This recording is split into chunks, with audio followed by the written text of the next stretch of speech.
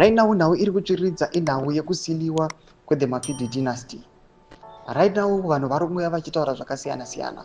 Mumwe nemumwe ari kuitaura mafunguro ake pamusoro pema-consolidations ari kuitiwa, especially the most critical yakaitika recently yawo Tapfumaneyi. Sana pena mashoko ari kubuda panguva inoi ari kunyatsoratidza kuti aiwa the regime yakutozviita yatongosara nepadiki kuti aiwa ichipedza masports ese ndodwa subscribe or like on the bell icon.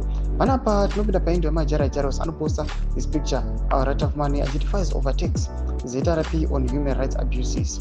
Panapa tona tapinda pa comment yachiitwa neChinji Radio tozopinda pane caption yemajaros. Panapa Chinji Radio inobudanyira kuti rumors about Mr. Mnangagwa wanting a family dynasty to rule the country are fueled by recent changes at the top of the Zimbabwe military and other security organs of the state, like the CIO and the Zimbabwe Republic Police. It has been widely rumored that General Tapfumaneyi would be promoted in line with the Mafidi dynasty plan to keep Mnangagwa in power beyond the constitutional limit.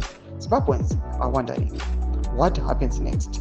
Tochipinda paendo yamajaros anoyachiti to seal the Mafidi dynasty deal, Mnangagwa was promoted Brigadier General Tapfumaneyi to Major General. Today, at the pre-cap form, they will enforce the banning of the elections in 2028. Mnangagwa is using money and patronage to buy loyalty from greedy mercenaries. Toma shukwarukuda panguva inoi atikona kuti right now toma developments paari kuonekwa kunzi mobilizations ari kuitiwa nema-consolidations. Pana majaras ari kuti it is a way yekuya vachinalifya ma-2028 polls.